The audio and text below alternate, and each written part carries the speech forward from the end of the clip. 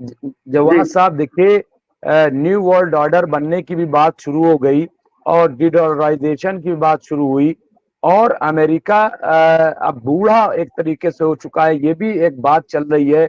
और जिस तरह से इस 12 महीने में आपने देखा कि यूएनओ की धज्जी उड़ गई, इंटरनेशनल कोर्ट की धज्जी उड़ गई, क्योंकि आप ये सुनते रहे होंगे और हमने भी सुना कि साहब हम यूएनओ में जाएंगे, अपनी बात कहेंगे, इंसाफ मांगेंगे, हम इंटरनेशनल कोर्ट जाएंगे। लेकिन क्या ये इदारे आज एतमाद वाले इदारे बाकी रह गए? क्या ये बरहना नहीं हो गए? कैसे आप देखते हैं? और क्या ये इसकी वजह से अब लोग जो है वो अपना कोई जोन बनाने की तैयारी में नहीं है, जैसा कि मिडिल ईस्ट में लग रहा है?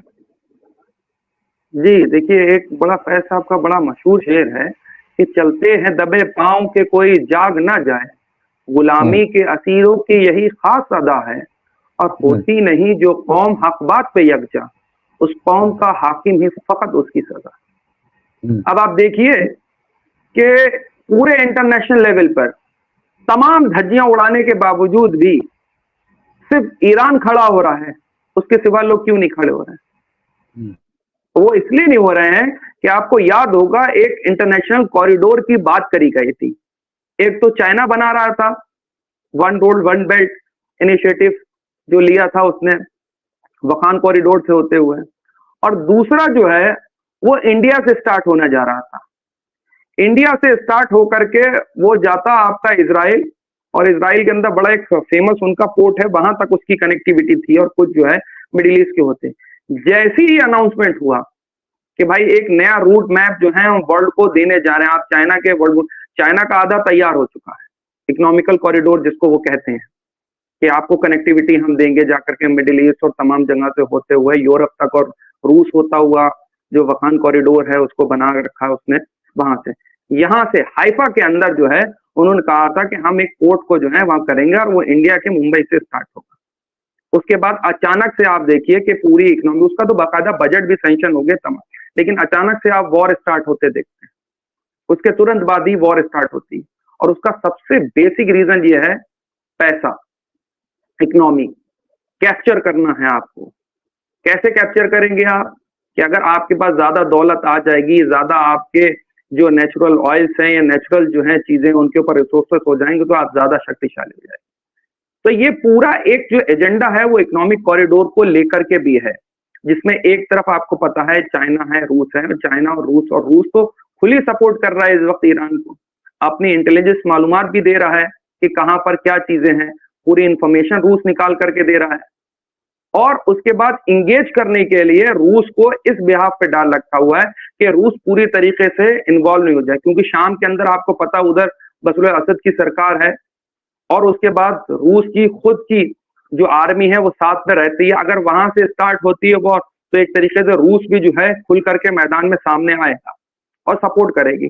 तो इस वक्त इसराइल ये चाहता है कि किसी सूरत से ईरान उसके ऊपर हमला कर दे, और ईरान के हमला करने के साथ साथ वो जो नेटो का, अमेरिका का सपोर्ट मांग रहा है, वो ऑटोमेटिकली उसको मिल जाए। तो मुझे लग रहा है कि बहुत डिप्लोमेटिक तौर पर जो है वो ईरान बहुत समझ करके, बहुत सतर्कता के साथ चल रहा है, क्योंकि उसको अपना एटमी प्रोग्राम स्टार्ट करना है। अगर यहाँ वो इंगेज रहते हैं 3-4 महीने, क्योंकि साल भर तो आपने गाजा के अंदर इंगेजमेंट लगा दी, आप इंगेज रहे वहां पे। अब दूसरा आप लिबनान के साथ रहेंगे, फिर आप अगर हुतीस के साथ रहेंगे, तो 1.5-2 साल के अगर आप इंगेज रहेंगे वॉर के अंदर, तो जब तक अगर ईरान अपना जो है एटॉमिक प्रोग्राम जो है वो अगर स्टार्ट कर देता है या कंप्लीट कर लेता है, उसके बाद तो फिर एक तरीके से देखा जाए तो इसराइल तो घुटनों पे खड़ा हो जाएगा नहीं आकर तो के। अभी लेकिन इस मौके, जब जवाब जी साहब, अभी जिस तरह से हिजबुल्लाह ने कहा है कि अब वक्त आ गया है कि ईरान भी जो है जवाब दे, ईरान भी, और अक्सर आपने सुना होगा कि ईरान क्यों नहीं हमला कर रहा है, ईरान क्यों नहीं मार रहा है, इस तरीके के लोग जो है जज्बात में आके कहते हैं। तो आप जो बात कह रहे हैं, तो इसको थोड़ा से और अगर बताएं कि मतलब, क्योंकि हम भी यही समझते हैं कि ये हिकमत है, और चूंकि अमेरिका जो है दांत गड़ाए बैठे हुए, यूरोपीय कंट्रीज जो है वो दांत गड़ा के बैठे हुए हैं।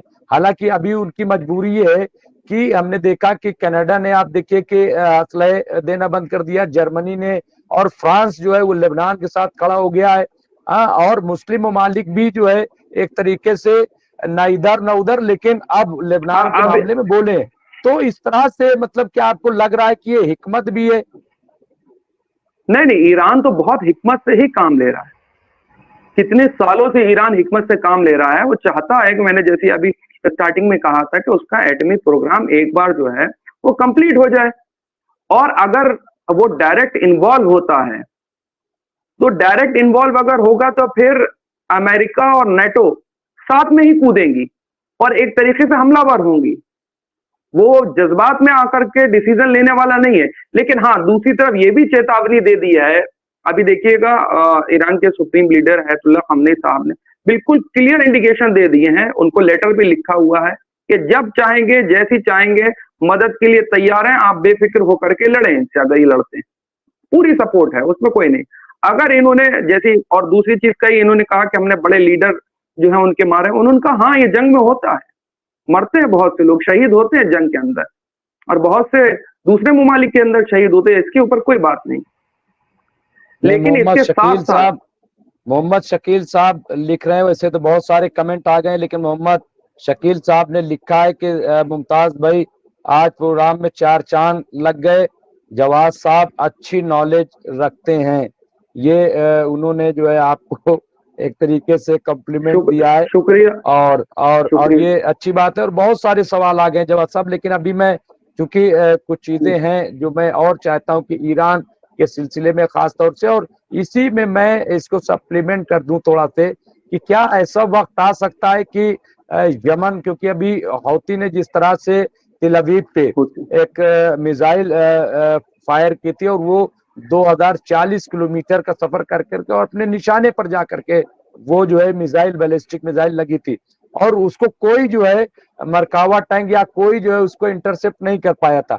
क्या आने वाले दिनों में ऐसा हो सकता है, क्योंकि इराकी ड्रोन भी जो है ये इजराइल पहुंच गए, तो क्या ये भी हो सकता है कि अगर जंग बढ़ती है तो ये सब एक साथ अटैक कर दें? नहीं, ये मुझे नहीं लगता कि एक साथ अभी अटैक होगा। धीरे धीरे करके, और जो ईरान की स्ट्रेटेजीज रही, आप देखिए, ईरान प्रॉक्सीज में इस वक्त बहुत आगे है। इसको कहते हैं किसी पहलवान को मैदान में थकाना, रिंग में थकाना। और जब वो थक जाता है, इधर दौड़ना उधर दौड़ना, दांव पे से दिखाना, चीजें करने, जब थक जाता है, जो बेस्ट अटैक होता है वो आपका ये होता है कि जितना अच्छा आपका डिफेंस हो। तो अभी डिफेंसिव मोड में आपको नजर आ रही है चीजें। लेकिन ईरान के पास जो है रूस की निकली हुई हाइपरसोनिक मिसाइल है। अभी जो बैलिस्टिक मिसाइल है वो छोटी छोटी सी हैं। वो बिल्कुल अभी छोटे से, एक होता है ना कि मैंने अभी छोटा सा नमूना एक दिखाया।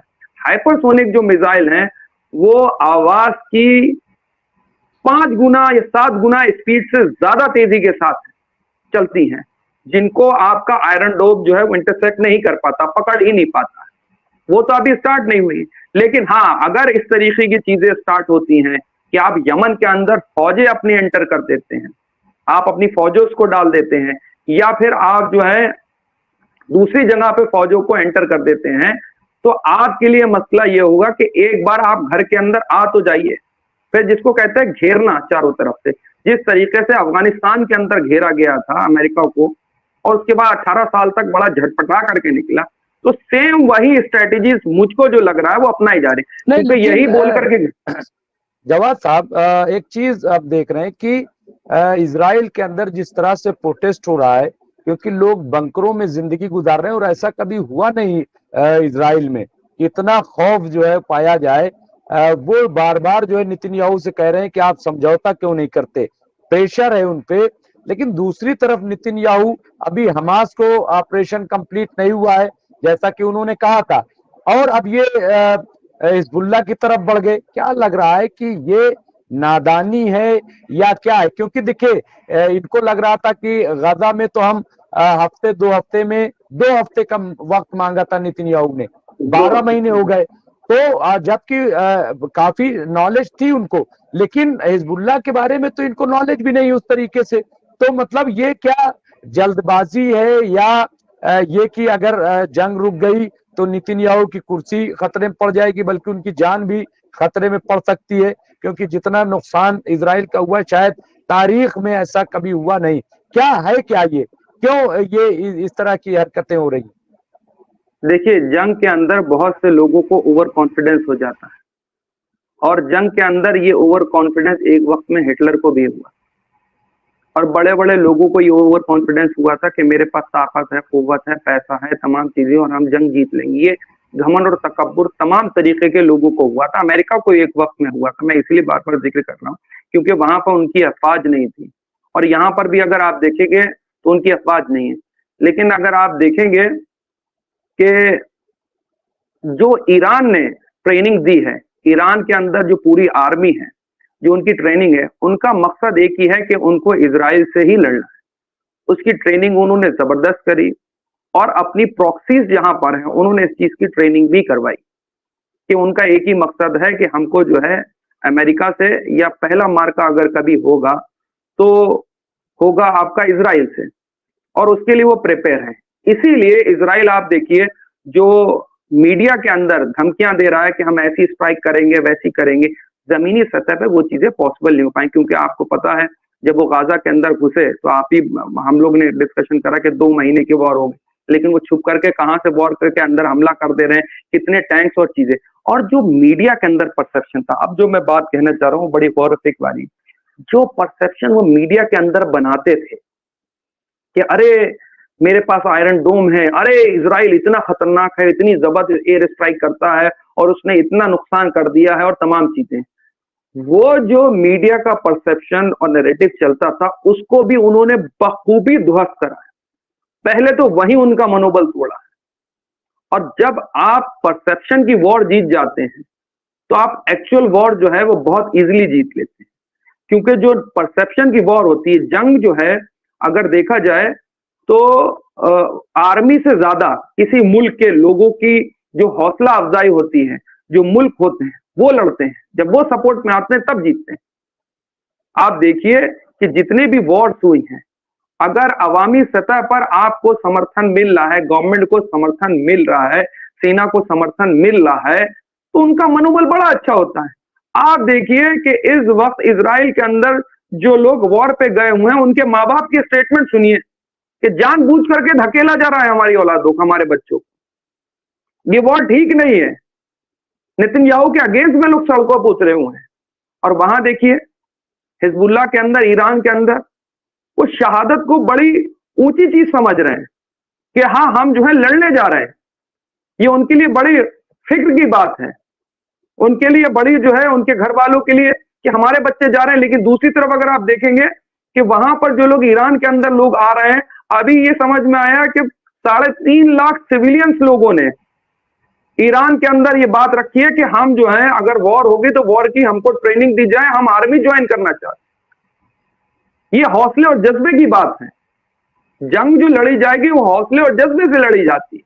अवामी सतह पर जब आपकी गवर्नमेंट को, आप ईरान के अंदर देखिए आयतुल्लाह खामनी साहब, अवामी सतह पर उनकी अफवाज, उनकी आर्मी, चाहे हिजबुल्लाह हो गई, पूरी तरीके से समर्थन पे। और दूसरी तरफ नेतन्याहू को देखिए कि उन्हीं की सरकार के लोग, बड़े बड़े ऑफिसर रिटायरमेंट ले रहे हैं कि नहीं वॉर गलत तरीके से लड़ी जा रही, इतना आसान नहीं होगा। लेकिन एक सनक है, अपनी गद्दी पर बैठे रहना, और जब इस तरीके के सनकी राष्ट्रवादी लोग कभी सत्ता पे काबिज होते हैं, किसी भी मुल्क में काबिज होते हैं, तो अपनी आवाम को, अपने मुल्क को आखिरी जो उनका मलहा होता है वो इस मुहाने पे ला करके छोड़ते हैं कि कहीं ना कहीं हम वॉर स्टार्ट करें।